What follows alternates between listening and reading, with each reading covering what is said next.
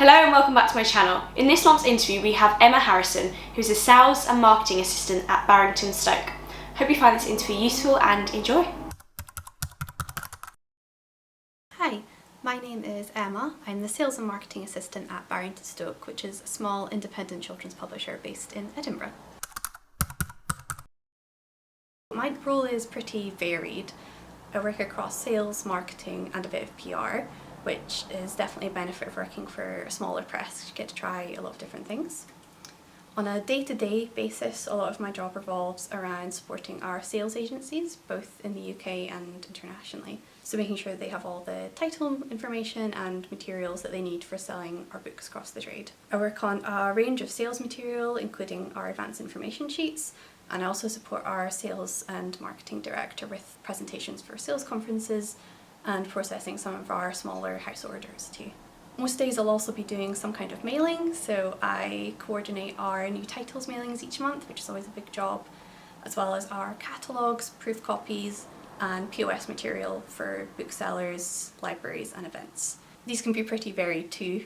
In the past I've sent out everything from plant seed bundles to armfuls of wool for window display kits, so the bookish extras can be a kind of fun side to this. On my average day, some of the other responsibilities I would have are collating our reviews and coverage from press or bloggers, including looking after our NetGalley titles, creating content for TikTok, and also writing our press releases, which is one of my favourite jobs. But on the whole, every day is a little bit different, which is something I really like about my role because it keeps it really interesting.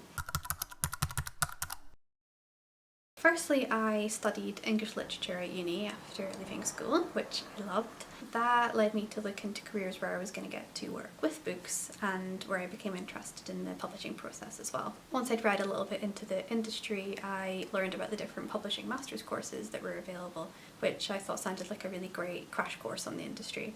So I decided to study the MLit at the University of Stirling, which was a really great introduction to the different areas of publishing, and I even got to work on a real publication with their in-house publishing press. So that was a really helpful opportunity and really good for helping narrow down the different roles that I was most interested in too. And a really valuable part of doing that course was getting to do a work experience module, which I did with the lovely Scottish Book Trust. So this wasn't a traditional publishing placement, but actually it was a really amazing insight into a different area of the industry, and I got to work on some really interesting projects. So I would definitely recommend looking at experience that's maybe outside of what you first think of as a publishing placement. And after my internship and towards the end of my degree, I had started looking into and applying for entry-level positions, which all publishing hopefuls will know it can be a bit of a soul-destroying process. It's very competitive, and we had also just gone into the first lockdown, so it was a little bit of a strange time to be applying. So I did spend a lot of time just trying to gain experience wherever I could. So I completed a few online copywriting courses, I wrote for a publishing focused magazine for a while, and spent a lot of hours watching InDesign tutorials too. But eventually I was able to do a placement with Sweet Cherry Publishing, so that was a really great chance to see some of the day-to-day marketing activity within a children's publisher, and it definitely kind of confirmed for me that was the area that I wanted to be in. And I actually came across the advert for my current role on the very last day of my placement, so everything kind of came together and I ended up starting at Barrington Stoke a few weeks later, and I've now been in my current role for a little bit over a year. So I think maybe my favourite part of working at Barrington Stoke is the incredibly lovely feedback that we receive, often from parents and teachers, about what a difference our books can make. So because they remove a lot of the barriers to reading, they can sometimes be the first time that a child is finishing a book from cover to cover, and it's amazing to hear about how transformative that can be for children who have struggled with reading or they've been maybe reluctant readers in the past, and this has helped them discover a love for books by removing those barriers, which is just really lovely to hear. And within that, my other favourite part of my job is probably our lovely team, because everyone is so excited about our books and what we want to achieve with them, so it just makes it a really rewarding place to work. So an interesting fact about Barrington Stoke is that all of our books are actually dyslexia-friendly and specially produced to aid reading comprehension. So we have a few special design features in most of our books, which I can show an example of, including a unique font and generous spacing, thicker, more yellowy toned paper than standard paper stock as well. The majority of our books are also language edited, so they have an interest age, which is the actual age of the reader, and also a separate reading age, which is the level that the book has been edited to. So although they are great reads for anyone regardless of reading ability, it means that they are really accessible, and they're a great first step to enjoying some of our most popular children's writers.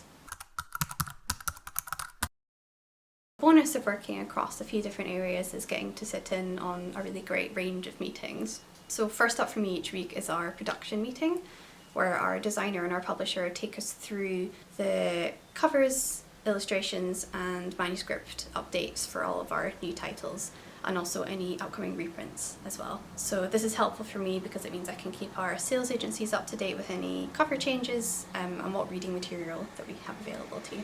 We also have a weekly team meeting, which is where we bring anything that's relevant to the whole team, as well as just any exciting news and projects.